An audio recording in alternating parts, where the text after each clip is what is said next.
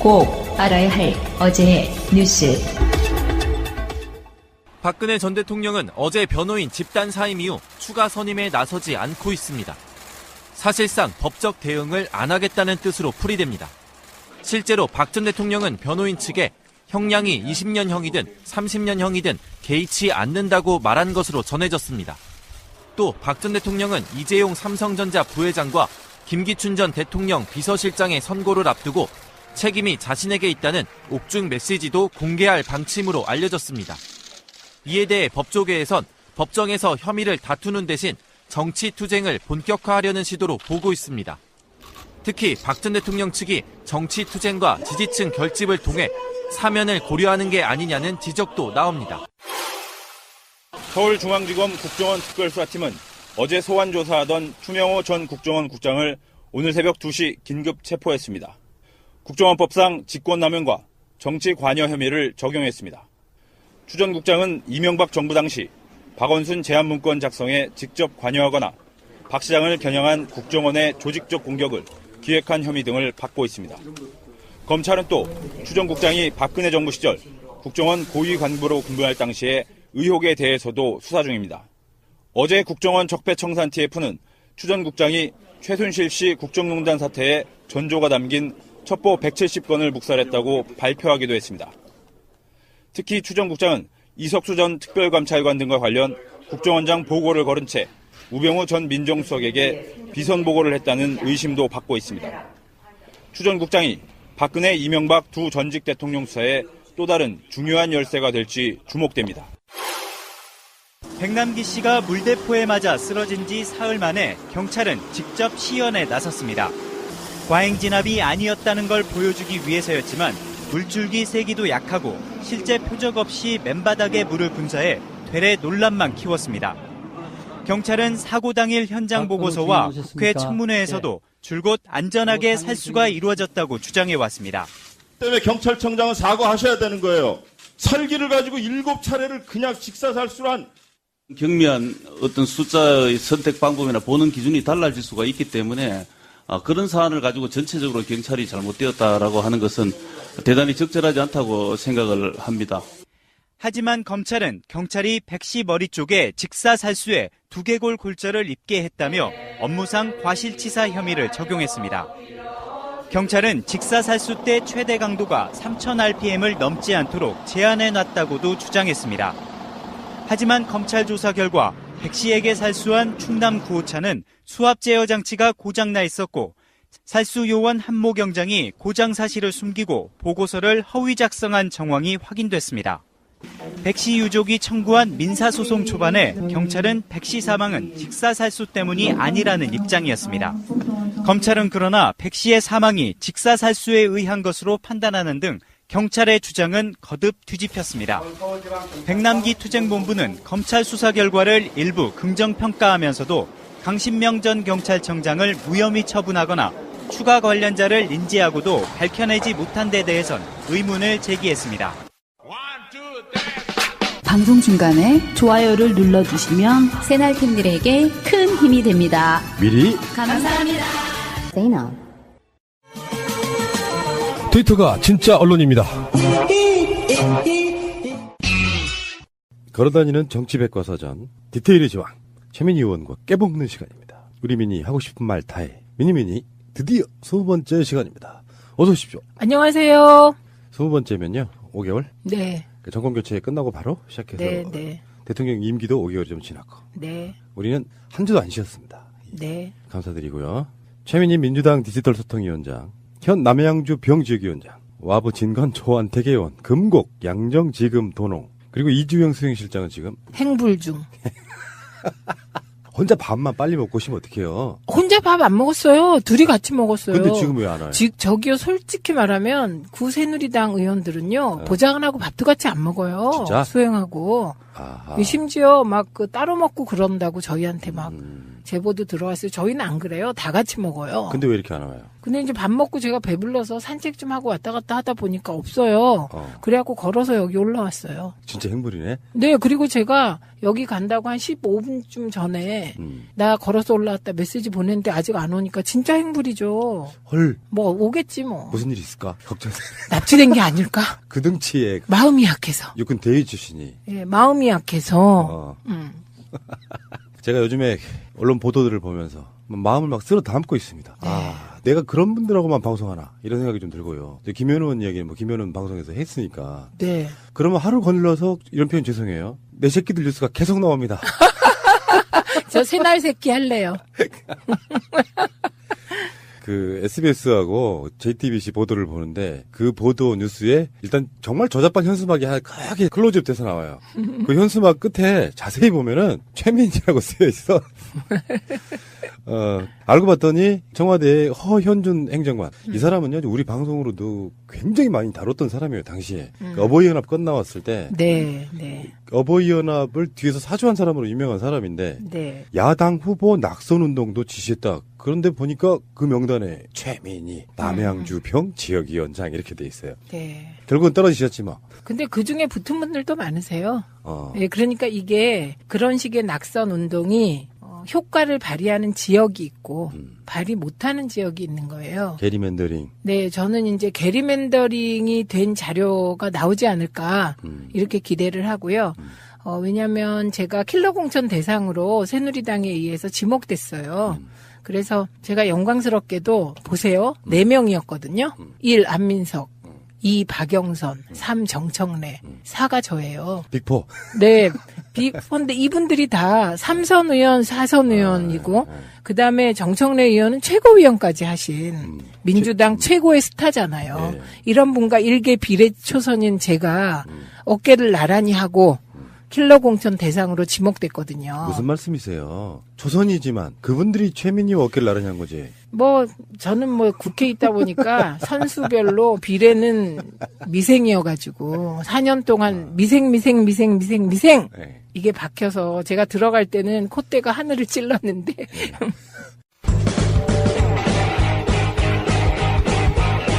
제도로서의 민주주의가 흔들리고 굳하는 일은 이제 없습니다. 민주주의가 밥이고 밥이 민주주의가 되어야 합니다. 근데 궁금한 게 네. 사실은 지금까지 나오는 보도들을 보면 너무 뻔해요. 네. 그러니까 뭐 최민희가 자기들이 보기에는 국회에서 천둥 벌거숭이처럼 이것저것 다 쑤시고 다니는데 그래서 이완구 총리가 와가지고 최민희 의원 조심하라고 했다고까지 들었는데 네, 제가 직접 네. 3번 들었죠.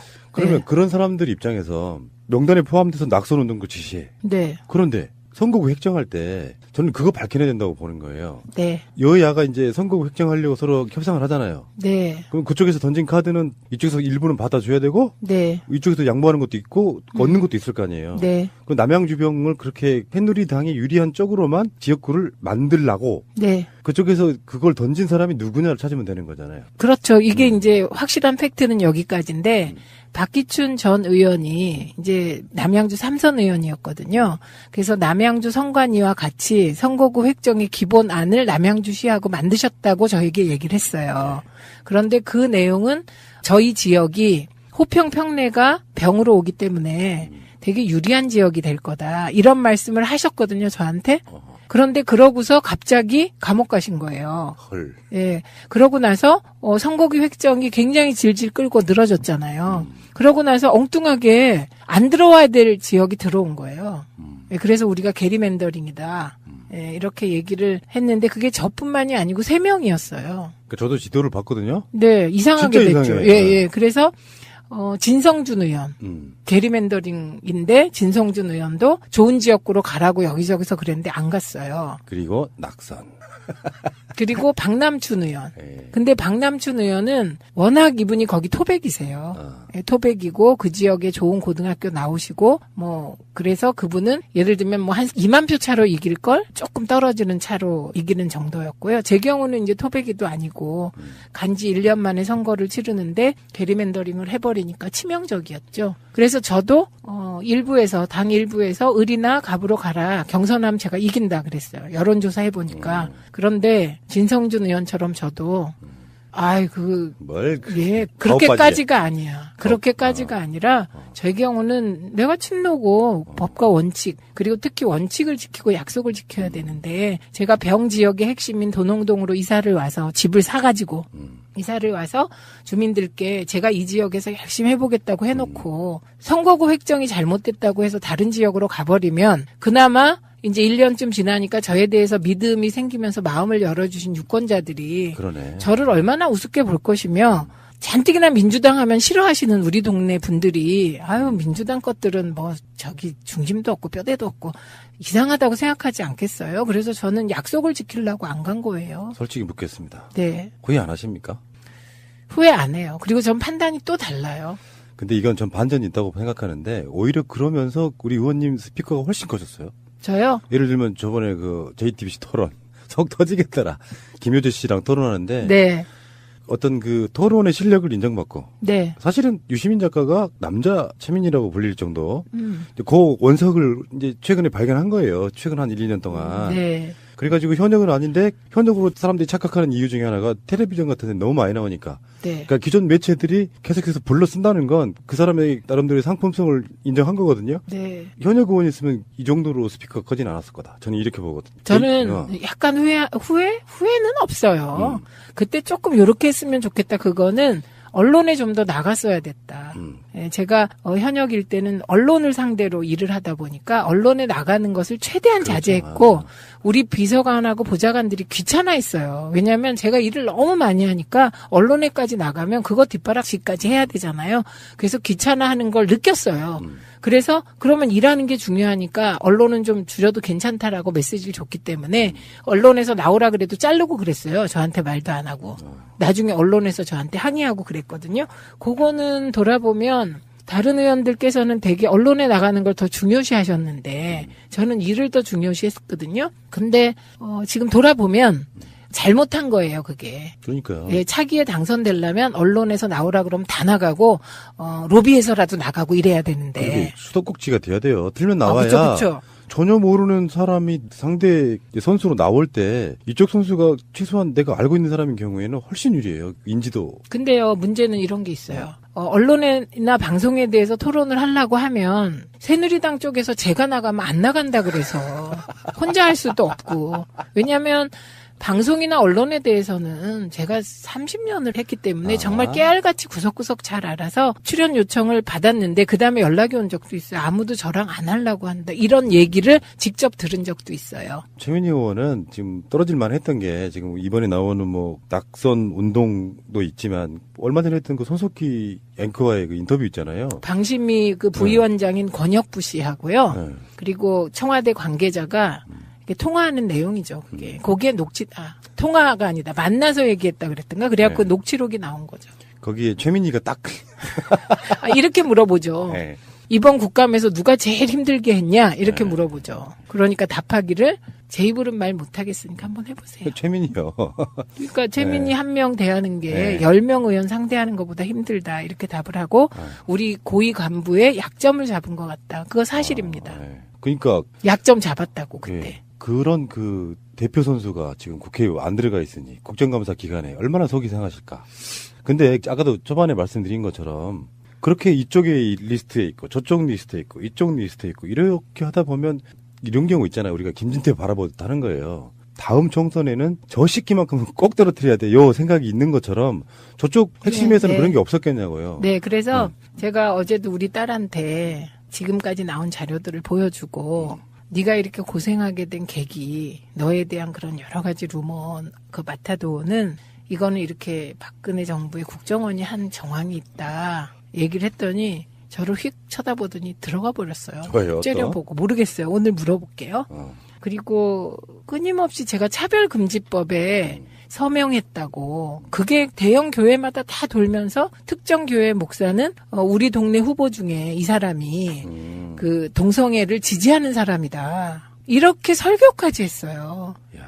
그리고 그것을 명단을 쫙 교회에서 내려보냈다고 하거든요. 그리고 동성애 차별금지법에 사인하거나 저는 여기까지인데 군대 내 동성애 차별금지법을 냈던 의원들의 경우는 찍어서 막 낙선운동하고 그랬어요. 저는 그 기독교계가 그렇게 현실 정치에 개입한 것도 대부분의 기독교인들은 현실 정치 개입 안 하시는데 뭔가 거기도 조금 그렇죠. 저는 석연치 않은 점이 있다고 봅니다. 아주 극히 일부. 우리 의원님은 지금 보니까 헌법재판소장이나 네. 대법원장 바늘에 또 올라간 거예요. 어머나. 그분들 반대 이유가 그거 아니에요. 동성애 참. 그래갖고 그다음에 오늘도 추명호인가요?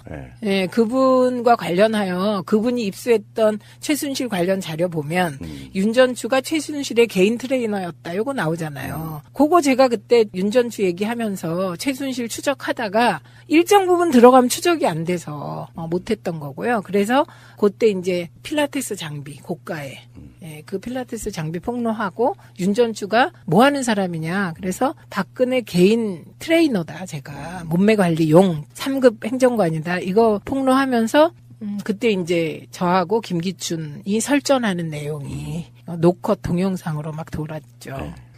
그리고 그 생각해보면 어제 누가 그러더라고요. 아유 찍히는 게 당연하지. 남의 집 내부를 은밀하게 다 들여다본 거 아니야. 몰래카메라 폭로했지. 침대 세계 폭로했지. 뭐 휴지통 폭로했지. 뭐 이런 식으로 정말 감추고 싶은 어떤 치부라면 치부잖아요. 그런 거 다 폭로했는데 온전하길 바랬어. 누가 그러는 거예요. 근데 그게 야당 의원의 임무잖아요. 네, 저는 임무대로 한 거고 김현은 되게 웃겨요. 왜요? 자기는 그렇게 하면서 그랬지. 저한테 저를 어느 날 그만하세요. 그러는 거예요. 말투도 아니, 그러니까 지난 방송에도 그 얘기 하셨어요. 그래서 자기가 말렸다고. 나한테 이런다? 와가지고 말투도 그만하세요. 그래서 왜? 그러니까 그러다가 지금요 박근혜가요 밥 먹다가 저거 죽여 그러고 있을 거래요. 그래서 제가 그러면 너 같으면 안 하겠어? 그러더니 아이 몰라요. 그리고 또 가버렸어요. 이제 솔직히 뭐 이런 말씀은 저밖에 할 수 없는 얘기라고 생각하는데 적당히 하고 이렇게 몸보신 하시는 분들도 계시잖아요. 같은 당에도. 제가 그런 기술을 못 배워서요. 그리고 제가 만약에 어렸을 때부터 꿈이 정치고 그 꿈을 이루어서 비례대표를 받았고 이런 사람이라면 정치를 계속해야 되니까 다른 판단할 수 있었을 거예요. 근데 제 경우는 진짜 정치를 할 생각은 1도 없었어요. 노무현 대통령께서 서거하셨기 때문에 문성근 선배가 진짜 자기 숨을 못 쉴 것 같다고 했기 때문에 제가 통합운동 하다 보니 어떻게 이렇게 몸을 버려갖고 저는 시민운동의 원로로 살고 싶었거든요. 고고한 학처럼. 모두에게 존경받으면서 존중받고. 그런데 이제 정치권에 들어오게 된 거라 제게는 그런 자료를 입수했는데 몸보신 혹은 미래를 위하여 폭로 안 하는 건 저는 옵션이 하나도 없어요. 그런 옵션은. 지금도 마찬가지예요. 그랬으면은 속으로 엄청 후회했을 거예요. 만약에 그랬다면. 후회할 거면 안 했겠지. 근데 뭐 이렇게 생각해봐요. 국정감사 기간이고 재작년까지만 해도 국정감사를 뛰던 분인데 실제로 국정감사를 보고 있으면 이제 스타원들 나오고 그러잖아요. 그러니까 폭로해주고 이러는 내용들이 좀 자극적인 데다가 그거를 잘 풀면 언론의 관심도 받고. 근데 그런 거 있어요. 싹부터 자른다는 말처럼 초선 때 열심히 하는 건 맞지만 세상 물정 모르고 이렇게 막 약간 중구난방인 것도 좀 있잖아요. 초선 때는. 그러다가 재선이 딱 돼가지고 어떤 안정감도 좀 찾고 좀 노련해지면서 제가 봤을 땐 국회의원의 꽃은 저는 재선 때 정도로 보거든요. 이게 정말 안타깝다는 생각이 들고요. 주광덕 씨는 어디 해외에 안 나가시나요? 참. 나가시기도 하겠죠 뭐. 근데 몇 분들 제가 보면 열심히 하시는 우리 비례의원들 보면 되게 긍정적으로 봐요. 그리고 우선은 여당이기 때문에 이제 더 이상 정보기관으로부터 탄압받을 일이 없기 때문에 열심히 하시면 되는데 한 가지는 조심하셔야 돼요. 정보기관이나 우리가 야당일 때 여당으로부터 견제받는 것보다 더 무서운 게 내부 견제라는 거. 눈치껏 하셔야 된다는 거. 무슨 말인지 알겠습니다. 저는 그 눈치조차 없어가지고 일만 막 하다 보니 이렇게 되었습니다. 내부적인 경쟁자가 있다 이런 얘기로 들리고요. 제가 잠시 후에 다시 오겠습니다. 자유한국당이 권양숙 여사, 노건호 씨, 노정현 씨, 연초로 씨, 박연차 씨 이렇게 고발했단 말이에요. 네. 640만 달. 네. 여기에 대한 확실하게 우리 좀 예. 짚고 넘어가죠. 네, 제가 이걸 정리하기 위해서 노력을 하는데 TV 토론에 나가면 이게 시간이 정해져 있잖아요. 그러다 보니 깔끔하게 정리를 하지 못한 마음이 들어서 오늘 그냥 텍스트를 하나 드리려고요. 그래서 누가 이런 이야기 하면 이렇게 말해. 그쵸. 그래서 지금 적폐청산을 얘기할 때 노무현, 김대중 적폐도 청산하자 이렇게 얘기할 경우 답변입니다. 지금 우리가 말하는 적폐청산은 해방 이후 지금까지 쌓여온 일반적인 문제점을 말하는 게 아니다. 지금 적폐청산은 이명박 박근혜 9년 동안 벌어진 국가적 범죄 행위를 정리하자는 거다. 여기서 핵심 키워드는 국가적 범죄 행위가 이명박 박근혜 정부 9년 동안 너무 많이 벌어졌고 그것이 집약적으로 표출된 게 최순실 국정농단이다. 그래서 그런 국가적 범죄 행위를 정리하는 게 지금 시대가 요구하는 적폐청산이다. 이렇게 정리하시면 되고요. 그다음에 두 번째, 그러므로 신적폐라는 주장은 어불성설이다. 이게 무슨 말이냐면요. 자유한국당에서 안보, 외교, 원전 등 이거에 대한 정책적 판단을 지금 적폐라고 얘기하잖아요. 신적폐. 우리 방송으로 지금 이야기가 나가서 분석을 하나씩 해드렸는데 네. 13가지 뭐 적폐 내mon에 규정을 했는데 뒤집으면 문재인 대통령이 업적이에요. 나중에. 그런데 그러니까 요 부분은 우리가 지금 적폐라고 청산하고자 하는 이명박근혜의 국가적 범죄는 정책적 판단에 대한 정리가 아니다. 그렇죠. 예. 지금 그 핵심 단어가 정책적 판단은 적폐가 아니다예요. 실수일지언정. 예. 그래서 이건 어불성설이고 세 번째는 그들의 논리적인 오류가 있습니다. 뭐냐면 적폐를 오랫동안 쌓여온 적폐이기 때문에 이명박 박근혜를 넘어 김대중 노무현도 하자 요거거든요. 그러면서 신적폐를 얘기한 건 어불성설이죠. 적폐는 오랫동안 쌓여와야 되는데 문재인 정부 5개월 실제로 일한 거 2개월 2개월 동안 뭐가 쌓일 적이 있습니까? 그러니까 그 말도 안 되는 논리적 오류에 빠지더라고요. 그래서 저는 TV에 나가서는 좋아요. 그러면 반민특위부터 다시 합시다. 제가 이렇게 얘기를 해요. 그러면 조용해지고 그다음에 박정희 대통령 스캔들까지 다 이번에 조사해 볼까요? 그럼 조용해져요. 그런데 박정희 대통령의 스캔들이 있다고 해서 그게 범죄 행위인가 아닌가는 또 판단이 달라지는 거잖아요. 공소시효가 다 지났어요. 그것들은 범죄 행위라고 하더라도. 그러니까 지금 핵심 키워드는 지난 9년 동안 벌어진 국가적 범죄 행위를 정리하자. 이게 적폐청산이다. 이렇게 정리하시면 되겠습니다. 새가 날아든다는 여러분들의 하트를 먹고 삽니다. 잊지 않으셨죠?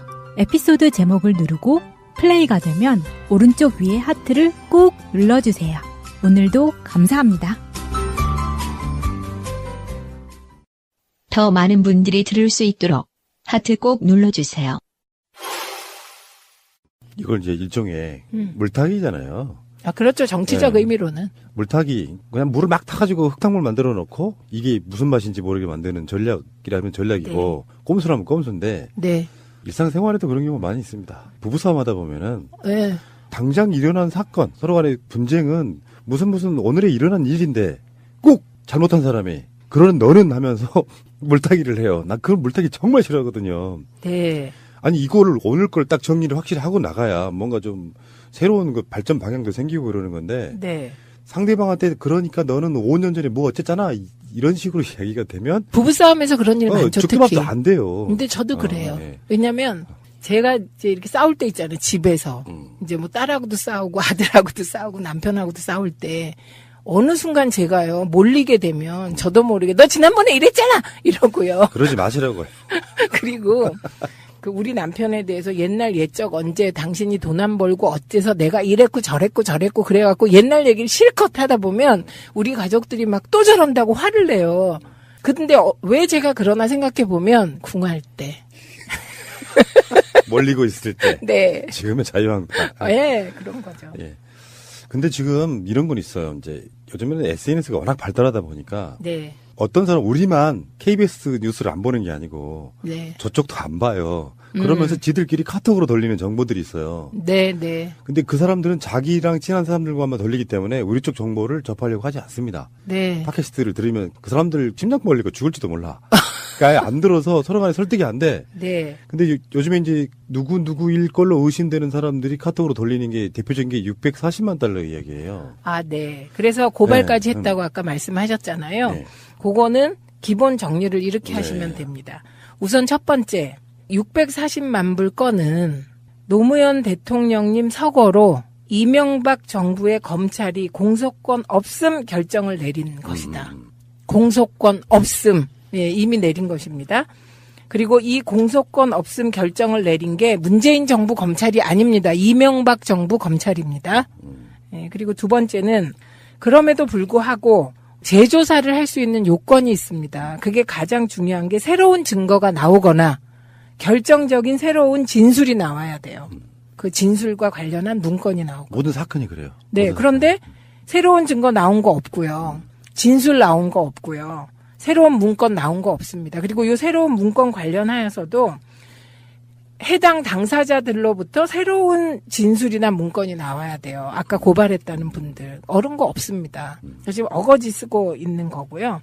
그 다음에 이제 여러분이 권양숙 여사님이 공범이다. 그러면 갑자기 여러분이 그 공범이라는 단어에 가슴 뜨끔해지면서 예, 이러잖아요. 그것 또한 물타기이며 속이는 겁니다. 왜냐하면 공범이 되려면 주범이 있어야 되잖아요. 그럼 그건 주범이 서거한 대통령님이란 뜻이에요. 그렇죠. 예. 그럼 이게 뇌물죄가 성립하려면 서거한 대통령님이 이 사실을 알고 제3자에게 뇌물을 주게 하거나 인지해야 돼요. 아니면 대가성을 주거나 아니면 본인이 요구해서 받거나 이래야 되는데 이미 서거 전에 조사를 받으셨고요. 사전에 몰랐다. 그런데 우리 가족이 받은 건 사실이다. 일부를. 이건 정리 한번 해봐야 되는 게 그쵸? 어떤 느낌이냐면 일단 박연차, 노무현, 권양숙 이런 분들이 아주 어렸을 때부터 친한 친구들이었어요. 분들이다. 네. 근데 이런 경우는 있거든요. 예를 들어서 남편은 정치를 막 하시고 계시는데 실제로 권양숙 여사 입장에서는 사실 친구 관계라고 할 수 있는 박연차 씨한테 노정현 씨 관련해가지고 저는 제가 알고 있게 돈을 빌린 걸로 알고 있거든요. 그런 걸 이제 다 말아가지고 뇌물을 받았다 이렇게 되는 거고. 그게 뇌물이 아니라니까요. 아, 그러니까 그렇게 네, 네. 저쪽에서 지금 그렇게 공격을 하는 거고. 네. 그리고 문재인 대통령이 대선 토론 때 이제 홍준표랑 이렇게 붙으면서 했던 이야기 중에 그런 게 있잖아요. 당사자가, 그러니까 권력자, 공무원인 자가 뇌물을, 그러니까 그 돈을 받았다는 사실을 모르는 상태로 무슨 뇌물죄가 성립이 되냐. 네, 네. 근데 우리가 최대한 양보해가지고 돈을 빌렸든 뭐 어쨌든 간에 권양숙 여사가 박연차 씨로부터 받은 돈, 빌린 돈이든 어쨌든 간에 그런 것들이 법적으로는 전혀 뇌물죄가 성립이 안 되는 요건들이잖아요. 네, 권양숙 여사는 공직자가 아닙니다. 그리고 대가성도 없었고요. 예, 그 뇌물죄가 성립되려면 공직자여야 되고 대가성이 있어야 되고 그래서 제3자 뇌물죄가 또 있잖아요. 본인이 안 받아도 제3자가 받으면 이제 공직자가 뭐 대가를 주거나 알거나 이러면 뇌물죄가 되는데 일단 모르셨습니다. 예, 몰랐다는 게 중요하고 더 중요한 게 있어요. 이제 노무현 대통령님이 몰랐나 알았나를 조사할 수가 없다는 거예요. 그런데 조사할 수 없기 때문에 사자 명예훼손이라고 가족이 주장하는 부분이 이 부분인데 조사할 수 없기 때문에 계속해서 정말 돌아가신 분을 불러내는 것이거든요. 그게 이건 저는 정말 반인륜적 행태라고 봅니다. 그런데요, 더 웃긴 건 권양숙 여사님을 공범이라고 하는 건 누군가가 접신해서요. 이승과 저승을 오가면서 확인하지 않고는 불가능한 얘기죠. 뇌물죄가 성립되지 않기 때문에 공범이라는 말도 성립되지 않고 명확하게 공범이라고 표현하는 것 자체가 권양숙 여사님에 대한 명예훼손입니다. 그러니까 이건 이제 법적인 해석인 거고 인풋 아웃풋 입장에서 보면 어떤 대가성도 없었다. 그 단순한 애가 지금 아까 640만 달러 중에 140만 달러는 노정현 씨 관련해서 빌린 것이고 네. 그리고 500만 달러는 골프장 그 건 아니에요. 골프장 네. 인허가. 네. 그러니까 네. 간단히 말해서 경상남도는 봉화마을에 박연차 씨가 그 연초로 씨랑 같이 주도하는 네. 골프장 사업에 관련돼 있었다라고 해요. 네. 근데 경상남도 그 당시 김태호 지사 같은 경우는 허가를 내줬답니다. 근데 네. 노무현 정부의 환경부가 결국에는 허가를 안 내주면서 네. 골프장 사업이 무산됐다. 네, 네.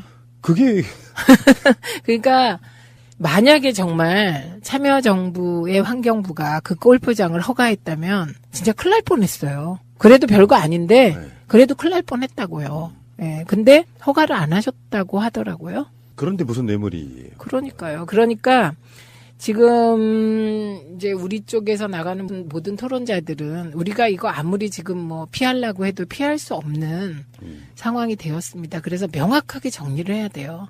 재조사가 불가하다. 왜냐하면 그 재조사의 키를 쥐고 있는 게 서거하신 노무현 대통령님인데 재조사가 불가능한 것을 자꾸 재조사하자고 하고 있는 것이다. 이게 사자 명예훼손이라는 얘기고요. 두 번째는 제가 한 번은 참다가 권양숙 여사 뇌물 이렇게 표현을 해서 그거 가지고 그거 틀린 거다 이렇게 박았어요. 권양숙 여사님은 자연인이기 때문에 공직자가 아니라 뇌물죄가 성립하지 않는다. 이렇게 얘기했더니 또 도돌이표로 돌아가서 상대방이 노무현 대통령이 공범이고 어쩌고 이렇게 얘기를 하더라고요. 근데 그게 아닙니다. 사실이 아니고 어거지 쓰는 거고 그렇게 해서 정치적 물타기해서 MB에게로 가는 화살을 돌리기 위한 거고요. 그런데 자유한국당이 MB의 화살을 몸으로 대신 막아줄 생각은 없어 보여요. 그냥 돌리기 위한 것이고요. 그리고 지지층 결집용으로 지금 계속 하고 있는 것이기 때문에 이제 언제 어느 자리에서도 이거 가지고 더 이상 뭐 이렇게 가슴 아파서 가만히 있지 마시고 지금 말씀드린 논리로 따박따박 반박해 주시기 바랍니다. 당당하게. 네. 저는 이렇게 생각해요. 문재인 대통령이나 노무현 대통령을 이렇게 인간 유형의 어떤 나름대로 분석을 해보면 네. 그런 제 표현이 좀 그렇습니다. 네. 못하실 분들이에요. 누구한테 정말로 모르게 뇌물 받아가지고. 그렇죠. 그런 거 못하실 분들이고 네. 자기 양심에 뭐 그렇다고 해서 그분들이 신선은 아니었을 거예요. 그런데 최소한 그 정도의 기본을 갖고 있는 사람들이고 아까 말씀드렸잖아요. 가장 절친이라는 박연차의 그 연초로와의 골프장 관련한 그 사업을 노무현 정부가 정말로 특혜를 주려고 했다면 당연히 그 허가 내줬겠죠. 대통령께서 검찰에 조사받으러 가시기 전날 참여정부의 장차관 하던 분들이 이제 연통을 돌려서 내려갔어요. 그래서 봉화에 가서 저희가 같이 이렇게 하룻밤을 자고 아침에 대통령님을 뵙고 검찰 조사 받으러 가셨거든요. 네. 그때 대통령께서 미안하시잖아요.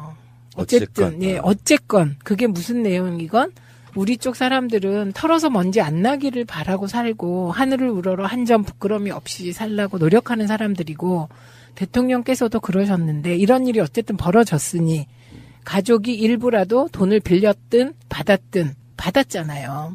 그게 범죄는 아니라도. 그러니까 죄송하시니까 이런 말씀을 하시더라고요. 정말 정치를 하는데 정치 자금이라는 거 돈 때문에 너무 힘들었다. 그런데 어느 날 박연차라는 사람이 나타났다. 그리고 아무 대가 없이 노무현이라는 이 정치인을 높게 평가하고 그래서 필요한 자금을 대주고 그러면서 아무 문제 없이 친구처럼 지냈다. 그때 당신에게 박연차는 이 표현을 쓰셨어요. 구세주 같은 느낌이었다. 이렇게. 그 당시엔 노 대통령만 그렇게 정치하신 게 아니잖아요. 그렇죠. 대부분 다 그런 후원자들이 있었잖아요. 그렇죠. 그게 이제 17대 국회부터 엄격해진 거고요. 16대 국회 때까지는 선배들 말씀 들어보면 정말 나빴어요. 제 말씀 안 드렸나요? 한번 그 당대표 선거하면 지역위원장들 손에 1억, 2억이 그냥 쥐어진다는 거잖아요. 그런 정치를 했던 시대가 있고요. 그럴 때 정말 투명한 정치를 꿈꾸었던 노무현이라는 젊은 정치인은 좌절도 많이 했을 거고 또 현실적으로 아무리 혼자 깨끗해지려 그래도 조건이 안 되니까 정말 돈 때문에 좌절도 많이 겪어서 오죽하면 생수사업을 했겠냐고요. 네, 그래서 그때 그런 말씀을 하셨는데 저는 속으로 정말 박연차 씨가 너무 싫었어요. 그러니까. 네. 아니 사나이가 죽으면 죽는 거지. 어떻게 거짓 증언을 해서 이 오랜 친구가 보통 사람입니까? 대통령인데 그 대통령도 보통 대통령입니까? 우리나라 정치의 패러다임을 바꾼 대통령을 친구로 가진 것만으로 얼마나 자랑스러워요. 그래서 저는 그 후에 강금원 회장님을 되게 속으로만 좋아했어요. 한 번도 표현 못했어요. 멀리서만 좋아했어요. 그분은 많은 분들에게 후원도 하시고 도와주셨지만 형을 살더라도 자기가 이런저런 걸로 대통령님을 배반하지 않았어요. 그래서 저는 뭐 그분에게 1푼도 도움받은 적 없고 우리가 야권통합 국민의 명령할 때 조금 도움을 주시겠다는 뜻을 이렇게 돌아 전해왔어요. 근데 문성근 선배도 저도 거절했죠. 최근에 이제 이명박 얘기 많이 나오잖아요. 네. 한때는 이명박 선거에 붙은 적도 있어요. 노 대통령이 국회의원 선거 때 종로에서 아마. 종로에서. 그때 당시에 이명박의 그 금권 선거 이건 뭐 세상이 다 아는 이야기. 비리로 네? 잘린 비리로 잘려서 그 자리에 노 대통령이 가신 거죠. 그러니까 정계 은퇴 사안 정도. 네, 네. 반대로 뭐 좀 비슷한 얘기가 될지 모르겠는데 이쪽 사람들 돈이 되게 없었잖아요. 네. 근데 그런 게 있어. 난 그런 사람들이 왜 어떤 사람들인지 모르겠는데 새날 이야기를 한번 해볼게요. 네. 이게 땅 파서 이게 방송을 만들 수가 없어요. 네. 기본 제작비, 출연료 뭐 등등등 해서. 네. 근데 제 방침은 또 광고하는 사람들은 뭐 봉이냐. 그래서 정말 다른 방송에 비하면 막 4분의 1, 5분의 1 광고료 받아서 제작비 만들어서 방송하고 있는 거거든요. 그냥 광고료 2분의 1좀 받으면 안 돼요? 그러면 그분들이 광고 낼 기회가 다 사라져버려요. 한 달에 내야 되는 광고비가. 그러면 그분들이 이제 좀 광고로 잘 되면 조금 스스로 올리고 이러면 안 돼요? 그러니까 저는 원년 광고비를 그대로 받고 있습니다. 그때 그분들은. 네. 근데 문제는 무슨 얘기를 하려고 그러냐면 네. 기본적인 정치 자금도 필요하고요. 네. 돈도 필요해요. 네. 솔직히 말씀드려가지고 누군가가 너희들 방송 아무 조건 없이 얼마 제작비 지원해줄게, 후원해줄게 하면 정말 고마울 것 같거든요. 대신 나 그 사람한테 특히 안 주면 돼. 정치인도 아니지만. 그래서 난 노무현 대통령이 인간적으로 너무 이해가 되는 측면인데다가 예를 들어서 이게 좀 약간 언밸런스한 거예요. 아까 이명박이를 왜 꺼냈냐면 네. 그런 사람들은 그렇게 돈으로 온갖 협잡질에 나쁜 짓 다 해도 네. 거기에 대해서 말 잘 안 해. 네. 근데 노무현 대통령이 무슨 신이었냐고요.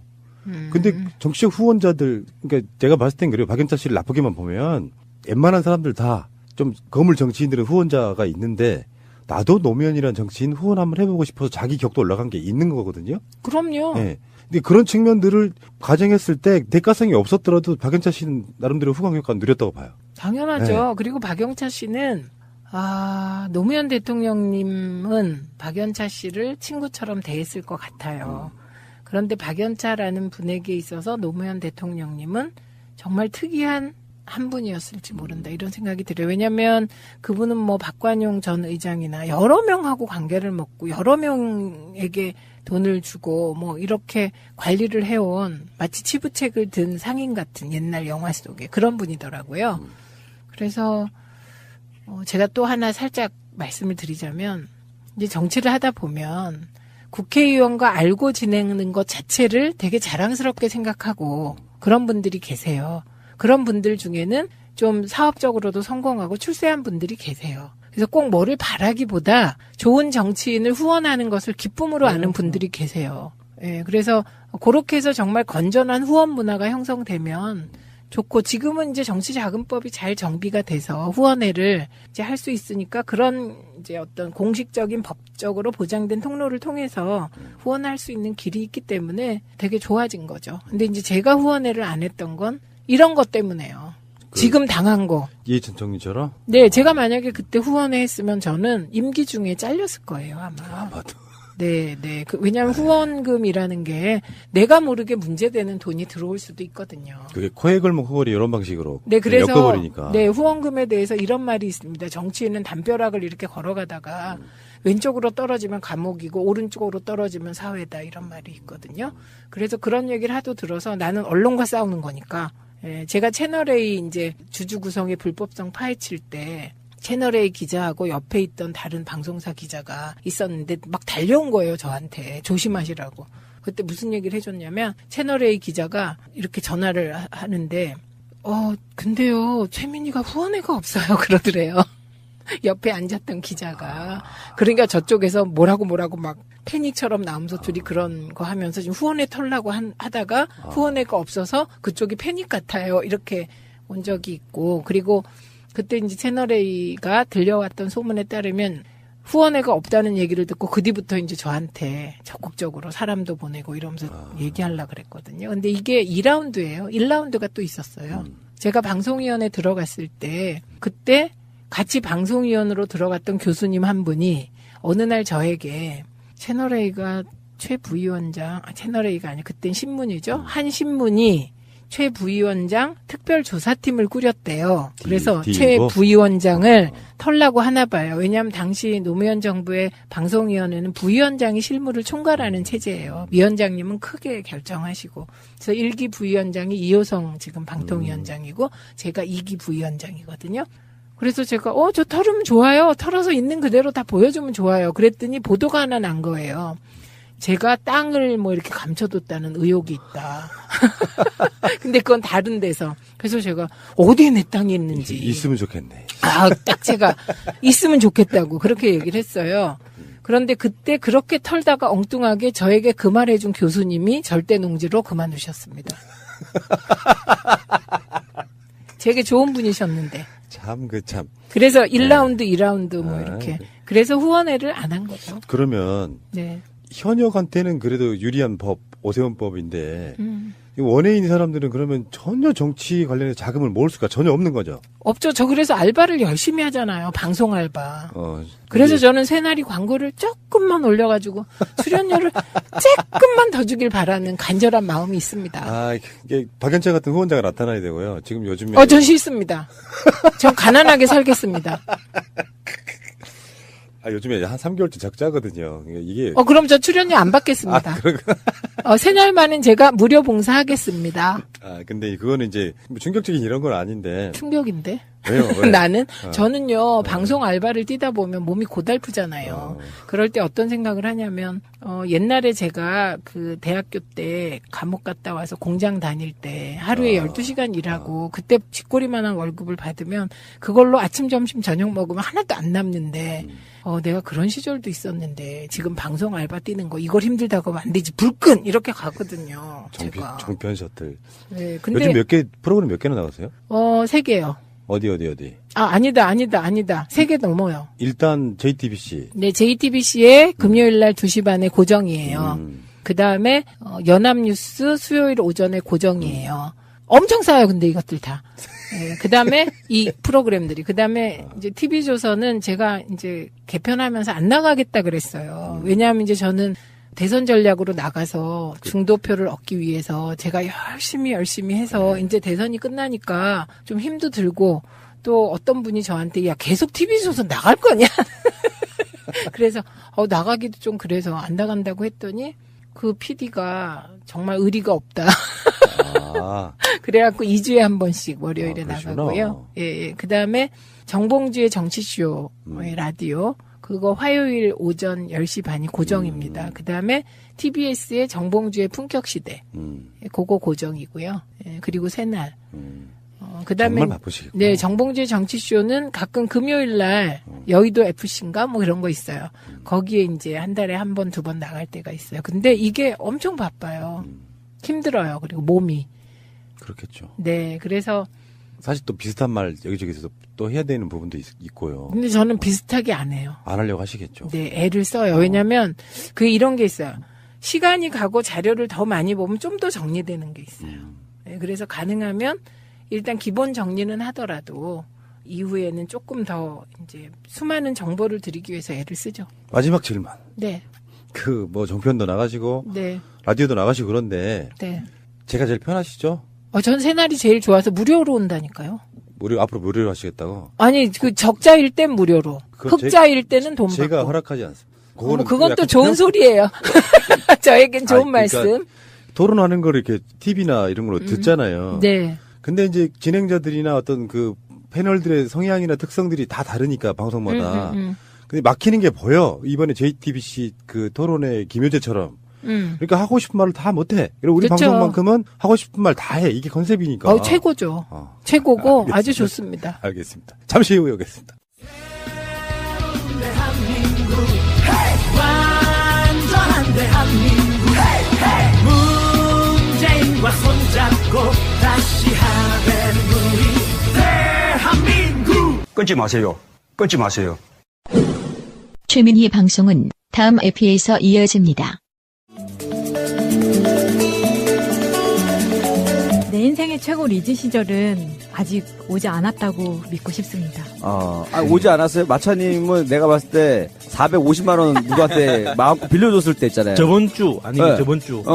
저번 주가 리즈시죠? 그 정도 때가 전성기? 리즈죠. 돈도 많고 그리고 그 잘 나가는 오빠가 나를 좋아하지 않나 이렇게 생각하고 있을 때였으니까 450만 원도 그냥 화끈하게 보내줄 수 있는 그 시기가 전성기지 않을까. 저번 주에 남겨주신 댓글들 중에 기억에 남는 게 있어요. 예. 그 운동 역기 하시다가 목 눌릴 뻔하셨다고. 저도 봤어요. 댓글 달아주신 많은 분들 감사하고요. 오늘 제가 드릴 얘기는 어떤 연예인이 리즈 시절 같은 거를 이야기하는 사진을 보여줄 때 그런 걸로 생각을 해보면 오토바이 타는 장면 뭐 이런 것들 되게 멋있는 장면들 있잖아요. 네. 이런 거를 보여주는 것처럼 제가 오토바이를 타게 됐을 때 오토바이 타요? 까졌네. 아니 뭐 배달하셨어요? 뭐 배달하셨어요? 언니 땡겼는데요. 언니 땡겨. 엄청 큰 걸 타는 건 아니고요. 큰 걸 타고 싶지만 제가 키가 160이 훨씬 안 되기 때문에 큰 걸 탈 수가 없어요. 발이 안 닿아요. 편집해주세요. 180이 훨씬 안 되는 걸로. 그래가지고 제가 처음에 오토바이를 타겠다고 마음속에 가지고 있으면서 한번 굉장히 재밌는 장면을 본 적이 있어요. 그게 언제였냐면 가로수길이 한참 막 이제 유행을 타기 시작할 때였는데 그때 가로수길을 가고 있었는데 거기가 좁잖아요, 길이. 4차선이지만 좁아요. 근데 그 길을 주말에 할리를 타신 분들이 한 6대 정도가 그 골목으로 들어온 거예요.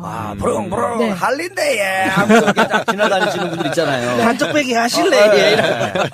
근데 거기가 워낙 사람도 많고 차도 밀리는 지역인데 이제 라이딩 하러 오신 분들이 서울 시내를 이렇게 한 바퀴 도는 거 하면서 길로 들어오신 건데 차가 막히니까 멋지게 뽐을 내야 되는데 계속 정차가 되는 거예요. 근데 제 앞에 있던 아줌마가 저는 이제 횡단보도를 건너려고 기다리고 있었는데 아줌마랑 같이 기다리고 있었어요. 아줌마가 딱 보는데 그 앞에 선두에 서 있는 오토바이 이렇게 만세 잡고 있던 분이 맞아요. 최민수 씨였던 거예요. 맞아. 네. 나 할리 그 동호회라는 얘기 들었거든요. 네. TV에도 몇 번 나왔어요. 근데 정말 그 온갖 액세서리 이런 거를 다 입고 완전 착용을 하시고 멋있게 딱 폼을 잡고 있는데 이 아줌마가 도로가 좁잖아요, 양쪽이. 그러니까 여기서 말을 해도 다 들린단 말이에요. 아이고 저거 최민수 아니가? 막 이러면서 지 마누라 속 썩는 줄은 모르고 저게 무슨 짓이냐고 막 이러면서 건너편에서 엄청 호통을 치시는 거예요. 근데 이게 저는 너무 웃겨서 죽겠는데 최민수도 분명히 듣고 있을 건데 들렸을 거예요. 이 사람이 선글라스를 끼고 있었지만 정말 곁눈질로 이렇게 한번 보는 게 티가 나더라고요. 근데 아줌마가 정말 신호를 바뀔 때까지, 그러니까 할리가 떠날 때까지 계속 아이고 철 좀 들어라 이놈아 막 이런 거. 그래서 그걸 보면서요, 저는 이 정도면 철이 들었다고 생각했어. 했을 거 아니야, 최민수 씨가 또. 정말 웃겼거든요 그때. 근데 그 후로 그럼 나도 오토바이를 한번 타볼까라는 생각이 들기 시작한 거예요. 그 모습을 보고. 왜냐면 뭐 할리 나도 탈 수 있지 않겠어? 라고 생각을 했는데. 일단 할리가 비쌌고 비쌉니다. 비싸요. 종류가 많긴 하지만 만세를 해야 된다는 부담감이 있더라고요. 그럼요. 서서 타야 할 수도 있어요. 맞아요. 그래서 여성분들 같은 경우는 항상 여기 제모를 잘 해야 돼요. 겨드랑이 제모를 여름에 탈 때. 네, 불편합니다. 근데 그때 당시에 저희가 이태원에 살았었는데 거기가 교통이 되게 애매해요. 이태원역이 생기기 전이었거든요. 그러다 보니까 어떻게 보면은 서울의 한가운데인데 강남 가는 거가 되게 힘들었어요. 그때 당시에 강남 회사를 다니고 있었는데 그러다가 그러면 할리는 안 되겠고 스쿠터를 한번 사볼까? 그래서 퇴계로에 가서 흔히 말하는 눈탱이 맞는다고 하죠. 또 맞았어요. 또 오토바이 얼마예요? 200 갖고 되겠어 오빠? 450 줄게 하고 또 사신 거 아니에요? 정말 가서 50cc 도요다 이 조그만한 스쿠터를 하나 샀어요. 중고로 샀는데 제가 무슨 중고 가격이 새거보다 비싸게 사셨다는 소문이 있어요. 중고인데. 그래가지고 이제 그걸 가지고 집에 와서 그땐 정말 되게 신나게 탔어요. 처음에 산 목적은 강남까지 가긴 좀 힘들었고 12km라서 좀 멀어가지고 집에서 남산도서관 가기가 되게 애매했는데 거기 왔다 갔다 하는 게 정말 좋더라고요. 근데 50cc니까 버스 아저씨들 이러신 분들이 저를 못 봐요. 안 보는 척 하는 건지 모르겠는데 못 보시더라고요, 잘. 아니 그 위에서 위험했던 순간이 되게 많았어요. 그러니까 그 약간 시야가 다르잖아요. 버스 같은 경우는. 그래서 제가 봤을 때는 그냥 어떤 난폭 운전식으로 그러니까 오토바이 비켜라 이거죠. 조그마한 여자애가 타고 있고 하니까 경적도 빵빵 울리고 막 이런 것들이 되게 심하더라고요. 네. 깜짝깜짝 놀라죠, 운전하다가. 네. 버스 소리. 그렇게 이제 타면서 언니들을 알게 됐죠. 오토바이 타는 언니들? 바이크 타는 언니들? 바이크 타는 언니들이 제가 50cc였음에도 불구하고 저랑 되게 잘 놀아줬었어요. 아니 그 당시 오토바이 타는 언니들 약간 그 커피 하시는 언니들 말고 또 있어요? 저도 되게 놀랬던 게 예전이면은 다 멀쩡한 직장인에 대장을 하고 있던 언니는 약간 포르쉐 2대에 막 할리 1대에 뭐 스쿠터 뭐 취미로 하나 갖고 있고 막 이런 언니였어요. 저도 이제 사업하려고 막 하던 때여가지고 정말 저한테 롤모델 같은 언니였었거든요. 열심히 따라다녔죠. 그러다가 제가 한번 사고가 난 적이 있어요. 처음이자 마지막으로 사고가 난 적이 있어요. 그 얘기를 하려고 하는 건데. 오토바이 사고? 네. 근데 제가 50cc잖아요. 네. 그리고 저는 겁이 많아서 뭐 30 이상 땡기질 않아요. 어쩔 수 없이 대교를 건너거나 할 때는 맞춰줘야 되니까 50 정도까지는 밟아요. 밟지만 한 번은 제가 다음 날 아침에 프랑스 출장을 가는 날이었는데 그 전날 언니들이 이제 우리 한강에서 치킨 먹자 막 이래가지고 이제 50cc를 타고 한강을 갔어요. 치킨을 맛있게 먹고 집에 갈 때가 됐는데 나 이제 집에 가서 짐을 싸야 되니까 근데 비가 조금씩 오기 시작하는 거예요. 그래서 이 오토바이를 두고 가자니 한 달 정도 갔다 올 건데 오토바이가 한강에 혼자 있으면 안 될 것 같은 거예요. 그래서 정말 마음을 크게 먹고 이렇게 모자를 푹 눌러 쓰고 비가 오는 사이로 되게 천천히 가야겠다라는 생각을 한 거예요. 그때 대리운전을 불렀어야 되는데. 오토바이 대리운전? 네, 있습니다. 있어요? 있어요. 있어요? 네. 몰랐네. 네, 비가 오니까 천천히 가야지. 그런데 그 한강은 오토바이가 못 들어가게 돼 있잖아요. 근데 당시에는 그 치킨 배달하고 하시는 분들 다 들어왔을 때였어요. 다만 주행을 못하게 되어 있을 때였는데 일단 제가 가지고 들어왔으니까 빠져는 나가야 되잖아요. 빠져나가는 길에 제가 물 웅덩이를 발견하지 못하고 한 20km로 가는 와중에 거기에 바퀴가 빠지면서 전복이 되면서 제가 오토바이에 깔린 거예요. 근데 50cc니까 그렇게 무겁진 않은데 제 몸무게 한 2배 정도 되는 무게였는데 제가 깔린 거는 그러면 160kg 정도 나가는 그렇게 스쿠터 치고 꽤 많이 나가는 몸무게. 네, 좀 무거웠죠. 네. 근데 저는 살짝 발끝만 이렇게 깔리고 순간적으로 제가 한 2, 3초 정도가 기억이 없는 거예요. 그러니까 제가 그걸 딱 경험하면서 죽어도 모르겠구나 이 생각이 들더라고요. 그래서 겁이 없어진 거예요. 그래서 그다음부터는 막 사고 막 이렇게 해서 안타깝다 이러면서 저 사람들 그 순간에는 몰랐을 거야 이걸 알겠더라고요. 맞아요. 이렇게 크게 다칠 때 이렇게 뭐 찢어지거나 이렇게 부러지거나 할 때 옆에서 보는 사람들은 인상을 찌푸리잖아요. 이렇게 그 통증을 상상하니까. 근데 막상 다치는 사람은 그 순간에는 안 아파요. 네. 이렇게 나중에 빠르면은 몇 분, 늦으면은 한 반나절 정도 지나서야 통증이 오기 시작해요. 그래서 그 3초간의 기억이 없으니까 순간 이제 오토바이가 팍 엎어지고 제가 이렇게 양손으로 땅을 팍 짚고 무릎하고 이렇게 팍 엎어져 있는 자세가 된 거예요. 근데 저는 이제 순간 무슨 일이 일어났지? 별로 안 다친 것 같은데 라는 생각을 했는데 우산을 쓰고 산책을 하던 아주머니가 지나가시다가 저를 딱 보더니 어머 어떡해 아줌마 어떡해요 아줌마 괜찮아요 이제 이런 거예요. 아줌마라고? 네, 아줌마 괜찮냐고. 아줌마 아닌데요. 진짜 순간 내가 너무 아픈데 저 아줌마 아니에요. 그 상황에서도 그게 기분 나빴던 거예요. 그 상황에도 어떻게를 걱정해줘야 되는데 겁나 아픈데 병원에서 전화해가지고 여기 또 119인데요. 여기 누구 사람 다쳤는데 몸무게는 한 80kg 안 나가요. 그 상황에서도. 그러니까 나중에 이제 그 아주머니들이 와가지고 저를 이제 제대로 앉히고 오토바이를 세워주고 근데 다행히 그때 비가 부슬부슬 내리기 시작하니까 집으로 돌아가던 조깅을 하던 의사가 있었어요. 와. 그래가지고 이제 야, 이거 마치 그 영화 드라마 같은 거 아니야? 네, 연인으로 발전돼야 나한테 되는 이런 여자는 네가 처음이야. 막 이런 거. 근데 그랬으면 좋았을 텐데. 야. 그래서 똑바로 앉으니까 이제 막 피가 엄청 나는 게 보이는 거예요, 무릎에서. 근데 오늘 딱 방송 시작하기 전에 야수님이 저한테 물어봤죠. 무릎에 그건 뭐예요? 뭐 이랬잖아요. 뭐 흉터가 있어요, 무릎에? 예, 무릎에 뭔가 이게 전투 중에 부상을 입은 것처럼 상위 군인처럼 이렇게 흉터가 있더라고요. 못 봤는데. 예. 저는 사실은 그게 흉터가 중요하다고 생각을 안 했어요. 되게 웃기죠. 왜냐면 보통은 이게 치마를 입고 해야 되니까 사람들이 되게 신경을 썼을 텐데 저는 그러니까 치마도 편하게 입고 다니시잖아요. 네, 저는 신경을 안 써요. 그 제가 워낙 키가 작으니까 누가 제 무릎까지 볼 그게 없다고 생각을 했죠. 그러면 러시아 마피아처럼 별 문신을 해요. 아, 거기에다가? 러시아 갱단들처럼. 그런 게 있더라고요. 예, 흉터 가리려고 흉터 맞춰가지고.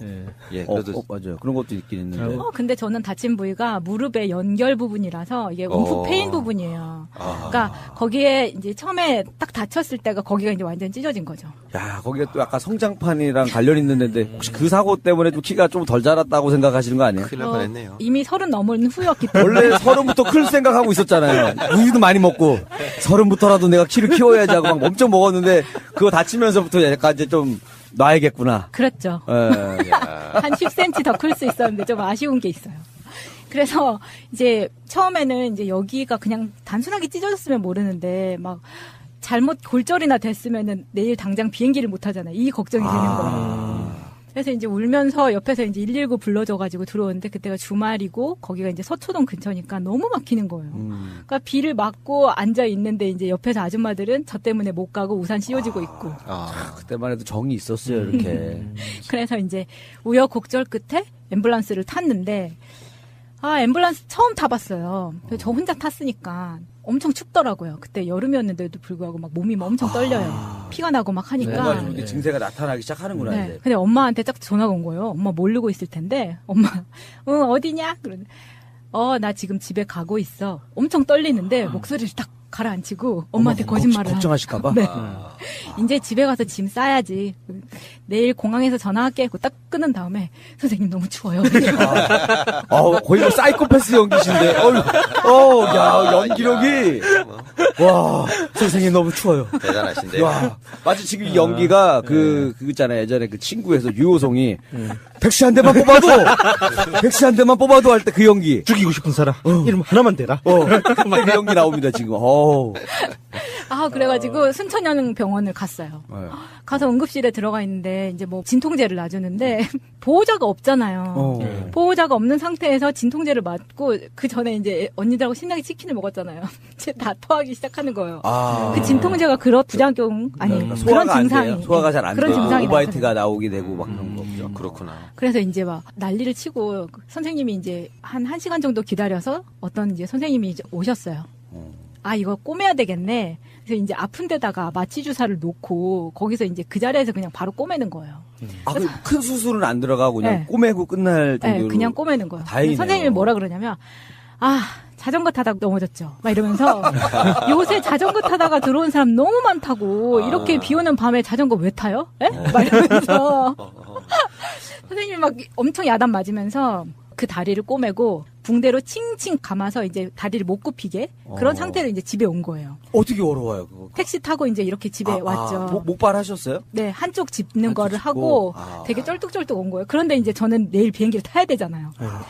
너무 성질이 나는데 그래도 이제 어떻게 할 수가 없으니까 비행기는 타야 되니까 집에 와서 잠 한숨 못 자고 짐도 하나도 안 싸놔가지고 대충 이제 막 싸고 다리를 못 구부리니까 너무 불편하고 이제 승질이 나기 시작하는 거예요.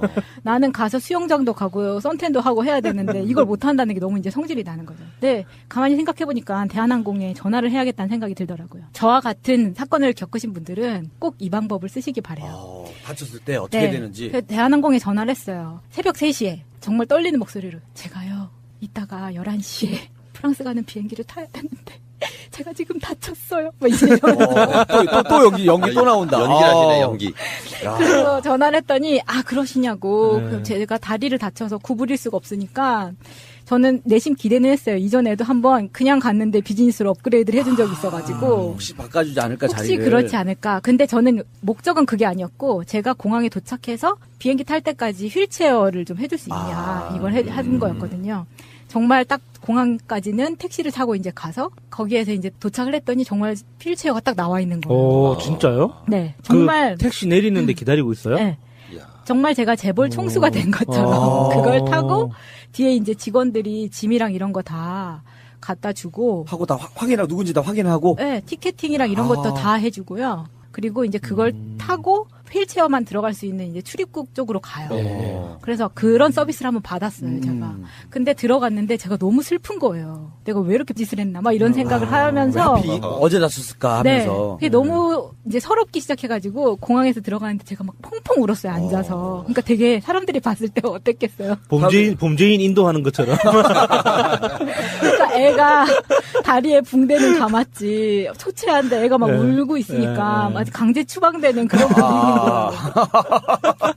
그러니까 이 대한항공 직원이 제가 너무 안 됐는지 되게 어린 남자분이었거든요. 자기 사비로 저한테 음료수하고 막 초코바 이런 거를 사다 주는 거예요. 그러면서 고객님 울지 마세요. 배가 고파서 우는 줄 알고. 막 이제 제가 완전히 나라를 떠나는 줄 알고 고객님 울지 마세요. 언젠가 다시 돌아오실 날이에요. 그게 너무 웃긴데 설명은 할 수 없고 그냥 너무 고마웠었거든요. 그렇게 비행기를 탔는데 이제 만석이라서 업그레이드는 못 되고 다만 이제 맨 앞자리. 그래서 제가 승무원 마주보는 자리. 네, 거기에 언니가 앞에 이렇게 플라스틱 통을 쌓아가지고 제가 다리를 얹을 수 있게까지 해줬어요. 그리고 거기서 이제 어쨌든 12시간을 버텨서 프랑스에 도착을 했잖아요. 제가 거기서 느낀 건 또 이런 거였어요. 제가 동양인이었을 때보다 장애인으로서 다친 사람으로서 서비스가 훨씬 낫다. 프랑스에서요? 네. 그러니까 제가 그렇게 딱 도착을 하니까 제가 나가는 것도 제일 먼저 나가고 휠체어가 들어와서 저를 이제 이렇게 앉혀가지고 제가 거기서 또 기차를 갈아타야 됐거든요. 원래는 기차 갈아탄 데까지 데려다주지 않고 공항까지만 가는데 이때 제가 소녀시대의 덕을 좀 봤어요. 저를 밀어주던 큰 등치의 그 공항의 흑인 직원이 소녀시대를 너무 좋아해가지고 원더걸스 그 춤을 추면서 한국 그 노래를 막 따라 부르는 거예요. 그래서 소녀시대 멤버라고 그랬었어요? 멤버인데 방송이 아직 안 나왔는데. 저 곧 합류할 거야. 그래가지고 저를 나머지 다리마저 부러지신 거 아니에요? 그때 그 얘기 듣고 나서 이 사람이 어디서 헛소리 하면서 그냥. 그래서 제가 그때 짐도 많아가지고 저는 머릿속으로 이렇게 상상을 했어요. 큰 짐이니까 이 캐리어에 내가 몸을 반쯤 얹은 다음에 다리를 이렇게 질질 끌고 바퀴를 이용해서 역까지 가야 되겠다라는 생각을 했거든요. 그러니까 캐리어를 타고 가는 것처럼. 네, 캐리어를 타고 밀고 가야겠다 생각을 했는데 다행히 이 아저씨가 저를 휠체어를 밀고 짐까지 다 갖다 준 거예요. 그리고 기차를 타고 기차에서 내릴 때도 다 연락이 돼 있어가지고 제가 내리는 플랫폼에 휠체어가 딱 나와 있었어요. 와. 그러니까 저는 뭔가 상상이 안 돼. 대한민국에서는 상상을 하기 힘든 서비스여서. 그러니까 그때부터 약간 프랑스에 대한 마음이 많이 열려 있었네요. 이제 이해가 되네. 프랑스를 좋아하는 이유가 있어요. 그래서 저는 이제 매년 프랑스 출장을 갔었으니까 당시에 갔다가 오기만 하면 정말 여름에 그 오일로 태닝을 정말 새까맣게 태워가지고 들어오는 게 저의 낙이었어요. 그 태닝에 정말 힐링이 되는 게 있거든요. 근데 그걸 못하겠으니까 눈물이 난 거였었는데 가서 제가 붕대를 감고 또 했어요. 해가지고 붕대 감은 부분만 허옇고 이상하게도 했어요? 난 그래도 해야겠다. 그렇게 해가지고 한쪽 다리만 허옇게 해가지고 들어왔던 적이 있었습니다. 근데 그게 왜 리즈 씨 전성기라고 하시는 거 굳이 제가 만약에 서비스를 좋게 받았다고? 제가 생각했을 때 내가 왜 오토바이를 타고 싶어 했나. 왜냐면 30 넘어가지고 보통 저처럼 오토바이를 타겠다고 생각하는 사람은 많지 않아요. 많지 않죠. 겁내야죠. 거의 없어요. 특히나 여자분들 중에서. 그래서 제가 이제 한참 나이를 먹고 나서 제가 40대가 됐을 때 내가 이런 마음을 다시 먹을 수 있을까 생각하면 못 하겠더라고요. 이렇게 넘어지는 것도 지금이야 하지. 조금 더 나이 먹으면 이제 누워 있어야 되지 않을까 싶어서. 지금부터 도전하세요. 묘기 자전거 같은 거 도전하세요. 묘기 자전거. 외발 자전거. 더 재밌는 게 있으면 또 도전해 보려고요. 네, 우리 마차님의 지난날의 리즈 시절이었습니다.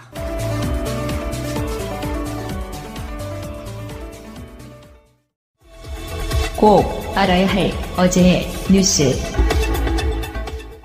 박근혜 전 대통령은 어제 변호인 집단 사임 이후 추가 선임에 나서지 않고 있습니다.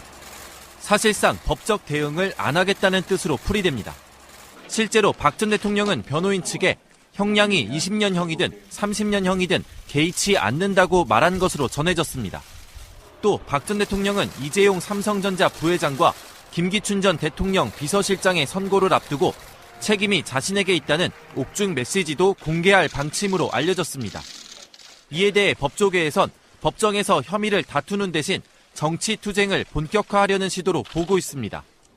특히 박 전 대통령 측이 정치 투쟁과 지지층 결집을 통해 사면을 고려하는 게 아니냐는 지적도 나옵니다. 서울중앙지검 국정원 특별수사팀은 어제 소환 조사하던 추명호 전 국정원 국장을 오늘 새벽 2시 긴급 체포했습니다. 국정원법상 직권남용과 정치 관여 혐의를 적용했습니다. 추 전 국장은 이명박 정부 당시 박원순 제안문건 작성에 직접 관여하거나 박 시장을 겨냥한 국정원의 조직적 공격을 기획한 혐의 등을 받고 있습니다. 검찰은 또 추 전 국장이 박근혜 정부 시절 국정원 고위 간부로 근무할 당시의 의혹에 대해서도 수사 중입니다. 어제 국정원 적폐청산 TF는 추 전 국장이 최순실 씨 국정농단 사태에 전조가 담긴 첩보 170건을 묵살했다고 발표하기도 했습니다. 특히 추 전 국장은 이석수 전 특별감찰관 등과 관련 국정원장 보고를 걸은 채 우병우 전 민정수석에게 비선 보고를 했다는 의심도 받고 있습니다. 추 전 국장이 박근혜, 이명박 두 전직 대통령 수사에 또 다른 중요한 열쇠가 될지 주목됩니다. 백남기 씨가 물대포에 맞아 쓰러진 지 사흘 만에 경찰은 직접 시연에 나섰습니다.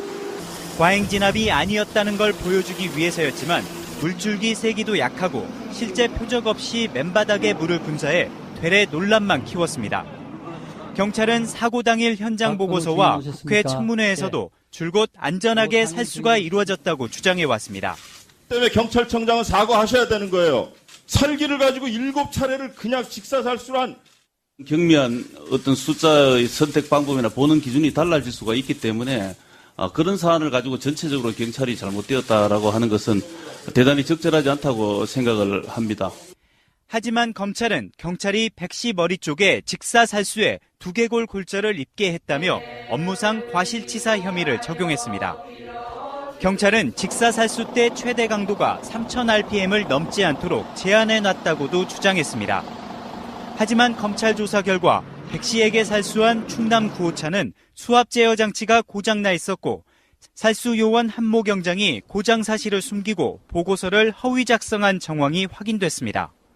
백 씨 유족이 청구한 민사소송 초반에 경찰은 백 씨 사망은 직사살수 때문이 아니라는 입장이었습니다. 검찰은 그러나 백 씨의 사망이 직사살수에 의한 것으로 판단하는 등 경찰의 주장은 거듭 뒤집혔습니다. 백남기 투쟁본부는 검찰 수사 결과를 일부 긍정평가하면서도 강신명 전 경찰청장을 무혐의 처분하거나 추가 관련자를 인지하고도 밝혀내지 못한 데 대해선 의문을 제기했습니다. 방송 중간에 좋아요를 눌러주시면 새날팀들에게 큰 힘이 됩니다. 미리 감사합니다. 트위터가 진짜 언론입니다. 걸어다니는 정치백과사전 디테일의 제왕 최민희 의원과 깨볶는 시간입니다. 우리 미니 하고 싶은 말 다해. 미니미니 드디어 20번째 시간입니다. 어서 오십시오. 안녕하세요. 20번째면요 5개월? 네. 정권교체 끝나고 바로 시작해서 네. 대통령 임기도 5개월이 좀 지났고 네. 우리는 한 주도 안 쉬었습니다. 네. 감사드리고요. 최민희 민주당 디지털소통위원장, 현 남양주 병지역위원장, 와부 진건 조한태계원, 금곡 양정지금 도농, 그리고 이주영 수행실장은 지금 행불 중. 혼자 밥만 빨리 먹고 오시면 어떡해요? 혼자 밥 안 먹었어요. 둘이 같이 먹었어요. 근데 지금 왜 안 와요? 저기요, 솔직히 말하면 구새누리당 의원들은요, 보장을 하고 밥도 같이 안 먹어요. 진짜? 수행하고. 심지어 막 따로 먹고 그런다고 저희한테 막 제보도 들어왔어요. 저희는 안 그래요. 다 같이 먹어요. 근데 왜 이렇게 안 와요? 근데 이제 밥 먹고 제가 배불러서 산책 좀 하고 왔다 갔다 하다 보니까 없어요. 그래갖고 걸어서 여기 올라왔어요. 진짜 행불이네? 네, 그리고 제가 여기 간다고 한 15분쯤 전에 나 걸어서 올라왔다 메시지 보냈는데 아직 안 오니까 진짜 행불이죠. 헐. 그래서 주민들께 제가 이 지역에서 열심히 해보겠다고 해놓고 선거구 획정이 잘못됐다고 해서 다른 지역으로 가버리면 그나마 이제 1년쯤 지나니까 저에 대해서 믿음이 생기면서 마음을 열어주신 유권자들이 그러네. 저를 얼마나 우습게 볼 것이며 잔뜩이나 민주당 하면 싫어하시는 우리 동네 분들이 아유 민주당 것들은 뭐 저기 중심도 없고 뼈대도 없고 이상하다고 생각하지 않겠어요? 그래서 저는 약속을 지키려고 안 간 거예요. 솔직히 묻겠습니다. 네. 후회 안 하십니까? 후회 안 해요. 그리고 전 판단이 또 달라요. 근데 이건 전 반전이 있다고 생각하는데 오히려 그러면서 우리 의원님 스피커가 훨씬 커졌어요. 저요? 예를 들면 저번에 그 JTBC 토론 속 터지겠더라. 김효재 씨랑 토론하는데 네. 어떤 그 토론의 실력을 인정받고 네. 사실은 유시민 작가가 남자 최민이라고 불릴 정도 그 원석을 이제 최근에 발견한 거예요. 최근 한 1, 2년 동안. 네. 그래가지고 현역은 아닌데 현역으로 사람들이 착각하는 이유 중에 하나가 텔레비전 같은 데 너무 많이 나오니까. 네. 그러니까 기존 매체들이 계속해서 불러 쓴다는 건 그 사람의 나름대로의 상품성을 인정한 거거든요. 네. 현역 의원이 있으면 이 정도로 스피커가 커진 않았을 거다. 저는 이렇게 보거든요. 저는 약간 후회는 없어요. 그때 조금 요렇게 했으면 좋겠다. 그거는 언론에 좀 더 나갔어야 됐다. 예, 제가 현역일 때는 언론을 상대로 일을 하다 보니까 언론에 나가는 것을 최대한 자제했고 우리 비서관하고 보좌관들이 귀찮아했어요. 왜냐하면 제가 일을 너무 많이 하니까 언론에까지 나가면 그거 뒷바라지까지 해야 되잖아요. 그래서 귀찮아하는 걸 느꼈어요. 그래서 그러면 일하는 게 중요하니까 언론은 좀 줄여도 괜찮다라고 메시지를 줬기 때문에 언론에서 나오라 그래도 자르고 그랬어요. 저한테 말도 안 하고. 나중에 언론에서 저한테 항의하고 그랬거든요. 그거는 돌아보면 다른 의원들께서는 되게 언론에 나가는 걸 더 중요시 하셨는데 저는 일을 더 중요시 했거든요. 근데 지금 돌아보면 잘못한 거예요, 그게. 그러니까요. 예, 차기에 당선되려면 언론에서 나오라 그러면 다 나가고 로비에서라도 나가고 이래야 되는데. 수도꼭지가 돼야 돼요. 들면 나와야. 그쵸. 전혀 모르는 사람이 상대 선수로 나올 때 이쪽 선수가 최소한 내가 알고 있는 사람인 경우에는 훨씬 유리해요. 인지도. 근데요, 문제는 이런 게 있어요. 언론이나 방송에 대해서 토론을 하려고 하면 새누리당 쪽에서 제가 나가면 안 나간다 그래서 혼자 할 수도 없고. 왜냐하면 방송이나 언론에 대해서는 제가 30년을 했기 때문에 정말 깨알같이 구석구석 잘 알아서 출연 요청을 받았는데 그다음에 연락이 온 적도 있어요. 아무도 저랑 안 하려고 한다. 이런 얘기를 직접 들은 적도 있어요. 최민희 의원은 지금 떨어질만 했던 게 지금 이번에 나오는 뭐 낙선 운동도 있지만 얼마 전에 했던 그 손석희 앵커와의 그 인터뷰 있잖아요. 방심위 그 부위원장인 권혁부 씨하고요. 그리고 청와대 관계자가 통화하는 내용이죠, 그게. 거기에 통화가 아니다. 만나서 얘기했다 그랬던가? 그래갖고 녹취록이 나온 거죠. 거기에 최민희가 딱. 이렇게 물어보죠. 네. 이번 국감에서 누가 제일 힘들게 했냐? 이렇게 물어보죠. 그러니까 답하기를 제 입으로는 말 못하겠으니까 한번 해보세요. 최민희요. 그러니까 최민희 한 명 대하는 게 10명 의원 상대하는 것보다 힘들다. 이렇게 답을 하고 우리 고위 간부의 약점을 잡은 것 같다. 그거 사실입니다. 그러니까. 약점 잡았다고, 그때. 그런 그 대표 선수가 지금 국회에 안 들어가 있으니 국정감사 기간에 얼마나 속이 상하실까. 근데 아까도 초반에 말씀드린 것처럼 그렇게 이쪽에 리스트에 있고 저쪽 리스트에 있고 이쪽 리스트에 있고 이렇게 하다 보면 이런 경우 있잖아요. 우리가 김진태 바라보다는 거예요. 다음 총선에는 저 시기만큼은 꼭 떨어뜨려야 돼. 요 생각이 있는 것처럼 저쪽 핵심에서는 그런 게 없었겠냐고요. 네, 그래서 제가 어제도 우리 딸한테 지금까지 나온 자료들을 보여주고 네가 이렇게 고생하게 된 계기, 너에 대한 그런 여러 가지 루머, 그 마타도는 이거는 이렇게 박근혜 정부의 국정원이 한 정황이 있다 얘기를 했더니 저를 휙 쳐다보더니 들어가 버렸어요. 저요? 째려보고 모르겠어요. 오늘 물어볼게요. 그리고 끊임없이 제가 차별금지법에 서명했다고. 그게 대형 교회마다 다 돌면서 특정 교회 목사는 우리 동네 후보 중에 이 사람이 그 동성애를 지지하는 사람이다. 이렇게 설교까지 했어요. 그리고 그것을 명단을 쫙 교회에서 내려보냈다고 하거든요. 그리고 동성애 차별금지법에 사인하거나 저는 여기까지인데 군대 내 동성애 차별금지법을 냈던 의원들의 경우는 찍어서 막 낙선운동하고 그랬어요. 저는 그 기독교계가 그렇게 현실 정치에 개입한 것도 대부분의 기독교인들은 현실 정치 개입 안 하시는데 뭔가 거기도 조금 저는 석연치 않은 점이 있다고 봅니다. 아주 극히 일부. 우리 의원님은 지금 보니까 헌법재판소장이나 대법원장 바늘에 또 올라. 정부 9년 동안 너무 많이 벌어졌고 그것이 집약적으로 표출된 게 최순실 국정농단이다. 그래서 그런 국가적 범죄 행위를 정리하는 게 지금 시대가 요구하는 적폐청산이다. 이렇게 정리하시면 되고요. 그다음에 두 번째, 그러므로 신적폐라는 주장은 어불성설이다. 이게 무슨 말이냐면요. 자유한국당에서 안보, 외교, 원전 등 이거에 대한 정책적 판단을 지금 적폐라고 얘기하잖아요. 신적폐. 우리 방송으로 지금 이야기가 나가서 분석을 하나씩 해드렸는데 13가지 뭐 적폐 내mon의 얘기 규정을 했는데 뒤집으면 문재인 대통령이 업적이에요. 나중에. 그런데 그러니까 요 부분은 우리가 지금 적폐라고 청산하고자 하는 이명박근혜의 국가적 범죄는 정책적 판단에 대한 정리가 아니다. 그렇죠. 예. 지금 그 핵심 단어가 정책적 판단은 적폐가 아니다예요. 실수일지언정. 예. 그래서 이건 어불성설이고 세 번째는 그들의 논리적인 오류가 있습니다. 뭐냐면 적폐를 오랫동안 쌓여온 적폐이기 때문에 이명박 박근혜를 넘어 김대중 노무현도 하자 요거거든요. 그러면서 신적폐를 얘기한 건 어불성설이죠. 적폐는 오랫동안 쌓여와야 되는데 문재인 정부 5개월 실제로 일한 거 2개월 2개월 동안 뭐가 쌓일 적이 있습니까? 그러니까 그 말도 안 되는 논리적 오류에 빠지더라고요. 그래서 저는 TV에 나가서는 좋아요. 그러면 반민특위부터 다시 합시다. 제가 이렇게 얘기를 해요. 그러면 조용해지고 그다음에 박정희 대통령 스캔들까지 다 이번에 조사해 볼까요? 그럼 조용해져요. 그런데 박정희 대통령의 스캔들이 있다고 해서 그게 범죄 행위인가 아닌가는 또 판단이 달라지는 거잖아요. 공소시효가 다 지났어요. 그것들은 범죄 행위라고 하더라도. 그러니까 지금 핵심 키워드는 지난 9년 동안 벌어진 국가적 범죄 행위를 정리하자. 이게 적폐청산이다. 이렇게 정리하시면 되겠습니다. 새가 날아든다는 여러분들의 하트를 먹고 삽니다. 잊지 않으셨죠? 에피소드 제목을 누르고 플레이가 되면 오른쪽 위에 하트를 꾹 눌러주세요. 오늘도 감사합니다. 더 많은 분들이 들을 수 있도록 하트 꼭 눌러주세요.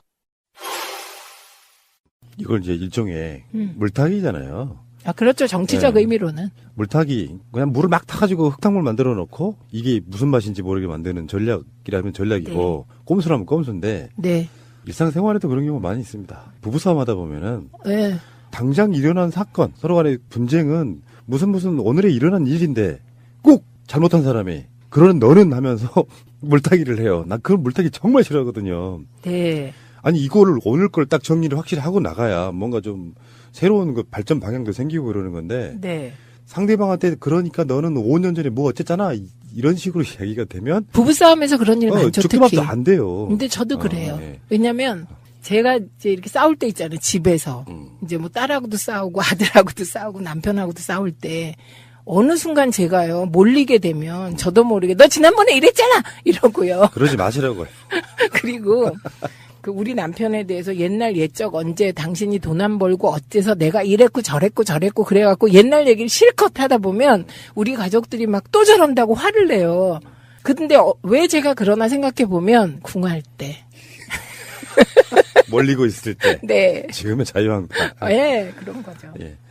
근데 지금 이런 건 있어요. 이제 요즘에는 SNS가 워낙 발달하다 보니까 어떤 사람 우리만 KBS 뉴스를 안 보는 게 아니고 저쪽도 안 봐요. 그러면서 지들끼리 카톡으로 돌리는 정보들이 있어요. 네. 근데 그 사람들은 자기랑 친한 사람들과만 돌리기 때문에 우리 쪽 정보를 접하려고 하지 않습니다. 팟캐스트를 들으면 그 사람들 심장 벌리고 죽을지도 몰라.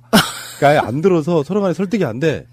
근데 요즘에 이제 누구일 걸로 의심되는 사람들이 카톡으로 돌리는 게 대표적인 게 640만 달러 이야기예요. 아, 네. 그래서 고발까지 했다고 아까 말씀하셨잖아요. 그거는 기본 정리를 이렇게 하시면 됩니다. 우선 첫 번째, 640만 불 건은 노무현 대통령님 서거로 이명박 정부의 검찰이 공소권 없음 결정을 내린 것이다. 공소권 없음. 이미 내린 것입니다. 그리고 이 공소권 없음 결정을 내린 게 문재인 정부 검찰이 아닙니다. 이명박 정부 검찰입니다. 그리고 두 번째는 그럼에도 불구하고 재조사를 할 수 있는 요건이 있습니다. 그게 가장 중요한 게 새로운 증거가 나오거나 결정적인 새로운 진술이 나와야 돼요. 그 진술과 관련한 문건이 나오고. 모든 사건이 그래요. 네, 그런데 새로운 증거 나온 거 오겠지 뭐. 무슨 일이 있을까? 걱정. 납치된 게 아닐까? 그 등치에 마음이 약해서. 육군 대위 출신이. 마음이 약해서. 제가 요즘에 언론 보도들을 보면서 마음을 막 쓸어 담고 있습니다. 내가 그런 분들하고만 방송하나 이런 생각이 좀 들고요. 김현우 이야기는 김현우 방송에서 했으니까. 그러면 하루 걸러서 이런 표현 죄송해요. 내 새끼들 뉴스가 계속 나옵니다. 저 새날 새끼 할래요. 그 SBS하고 JTBC 보도를 보는데 그 보도 뉴스에 일단 정말 저작반 현수막이 크게 클로즈업 돼서 나와요. 그 현수막 끝에 자세히 보면은 최민희라고 쓰여 있어. 알고 봤더니 청와대의 허현준 행정관. 이 사람은요, 우리 방송으로도 굉장히 많이 다뤘던 사람이에요, 당시에. 그 어버이연합 끝나왔을 때. 네. 어버이연합을 뒤에서 사주한 사람으로 유명한 사람인데. 네. 야당 후보 낙선운동도 지시했다. 그런데 보니까 그 명단에 최민희, 남양주병 지역위원장 이렇게 돼 있어요. 네. 결국은 떨어지셨지 뭐. 근데 그 중에 붙은 분들도 많으세요. 예, 그러니까 이게 그런 식의 낙선 운동이 효과를 발휘하는 지역이 있고 발휘 못하는 지역이 있는 거예요. 게리맨더링. 네, 저는 이제 게리맨더링이 된 자료가 나오지 않을까 이렇게 기대를 하고요. 왜냐하면 제가 킬러 공천 대상으로 새누리당에 의해서 지목됐어요. 그래서 제가 영광스럽게도 보세요. 4명이었거든요. 1. 안민석, 2. 박영선, 3. 정청래, 4가 저예요. 빅포. 네, 빅포인데 이분들이 다 3선 의원, 4선 의원이고 그 다음에 정청래 의원은 최고위원까지 하신 민주당 최고의 스타잖아요. 네. 이런 분과 일개 비례 초선인 제가 어깨를 나란히 하고 킬러 공천 대상으로 지목됐거든요. 무슨 말씀이세요? 초선이지만 그분들이 최민희와 어깨를 나란히 한 거지. 저는 국회에 있다 보니까 선수별로 비례는 미생이어가지고 4년 동안 미생. 네. 이게 박혀서 제가 들어갈 때는 콧대가 하늘을 찔렀는데.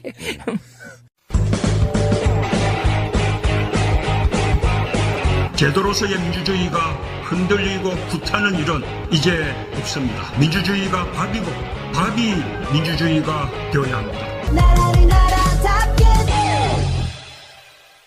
근데 궁금한 게 네. 사실은 지금까지 나오는 보도들을 보면 너무 뻔해요. 네. 그러니까 최민희가 자기들이 보기에는 국회에서 천둥벌거숭이처럼 이것저것 다 쑤시고 다니는데 그래서 이완구 총리가 와가지고 최민희 의원 조심하라고 했다고까지 들었는데. 네, 제가 직접 3번 들었죠. 그러면 네. 그런 사람들 입장에서 명단에 포함돼서 낙선운동도 지시해. 네. 그런데 선거구 획정할 때 저는 그거 밝혀내야 된다고 보는 거예요. 네. 여야가 이제 선거구 획정하려고 서로 협상을 하잖아요. 네. 그럼 그쪽에서 던진 카드는 이쪽에서 일부는 받아줘야 되고, 네. 이쪽에서 양보하는 것도 있고, 얻는 것도 있을 거 아니에요. 네. 그럼 남양주병을 그렇게 새누리당이 유리한 쪽으로만 지역구를 만들라고, 네. 그쪽에서 그걸 던진 사람이 누구냐를 찾으면 되는 거잖아요. 그렇죠. 이게 이제 확실한 팩트는 여기까지인데, 박기춘 전 의원이 이제 남양주 3선 의원이었거든요. 그래서 남양주 선관위와 같이 선거구 획정의 기본안을 남양주시하고 만드셨다고 저에게 얘기를 했어요. 그런데 그 내용은 저희 지역이 호평 평내가 병으로 오기 때문에 되게 유리한 지역이 될 거다. 이런 말씀을 하셨거든요, 저한테. 그런데 그러고서 갑자기 감옥 가신 거예요. 헐. 예. 그러고 나서 선거구 획정이 굉장히 질질 끌고 늘어졌잖아요. 그러고 나서 엉뚱하게 안 들어와야 될 지역이 들어온 거예요. 예, 그래서 우리가 게리맨더링이다. 예, 이렇게 얘기를 했는데 그게 저뿐만이 아니고 3명이었어요. 저도 지도를 봤거든요. 네, 이상하게 진짜 됐죠. 이상해. 예. 그래서 진성준 의원. 게리맨더링인데 진성준 의원도 좋은 지역구로 가라고 여기저기서 그랬는데 안 갔어요. 그리고 낙선. 그리고 박남춘 의원.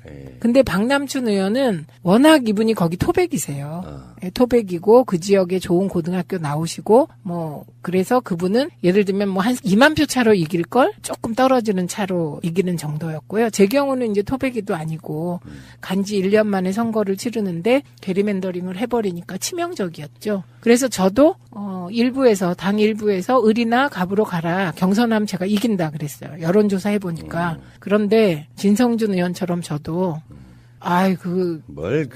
그렇게까지가 아니야. 그렇게까지가 아니라 제 경우는 내가 친노고 법과 원칙 그리고 특히 원칙을 지키고 약속을 지켜야 되는데 제가 병 지역의 핵심인 도농동으로 이사를 와서 집을 사가지고 이사를 한 거예요. 그분들 반대 이유가 그거 아니에요.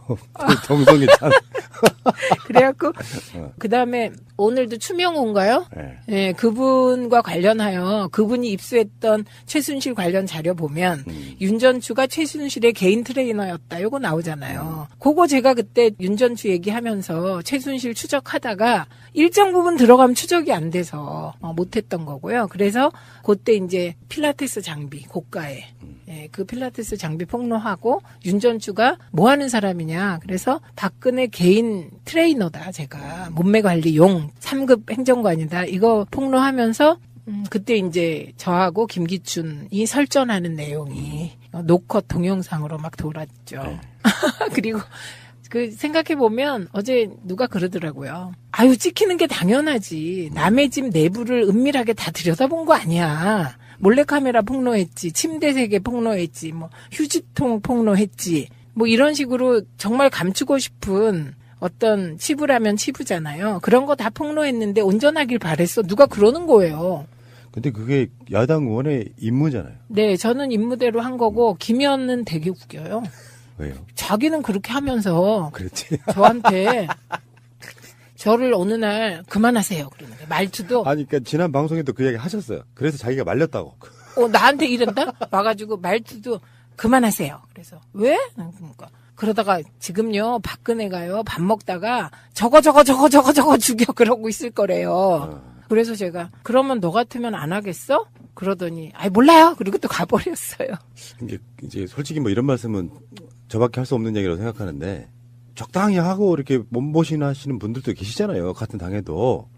제가 그런 기술을 못 배워서요. 그리고 제가 만약에 어렸을 때부터 꿈이 정치고 그 꿈을 이루어서 비례대표를 받았고 이런 사람이라면 정치를 계속해야 되니까 다른 판단할 수 있었을 거예요. 근데 제 경우는 진짜 정치를 할 생각은 1도 없었어요.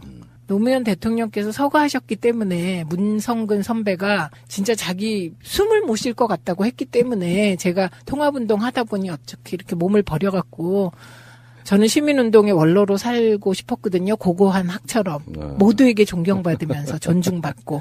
그런데 이제 정치권에 들어오게 된 거라 제게는 그런 자료를 입수했는데 몸보신 혹은 미래를 위하여 폭로 안 하는 건 저는 옵션이 하나도 없어요. 그런 옵션은. 지금도 마찬가지예요. 그랬으면은 속으로 엄청 후회했을 거예요. 만약에 그랬다면. 후회할 거면 안 했겠지.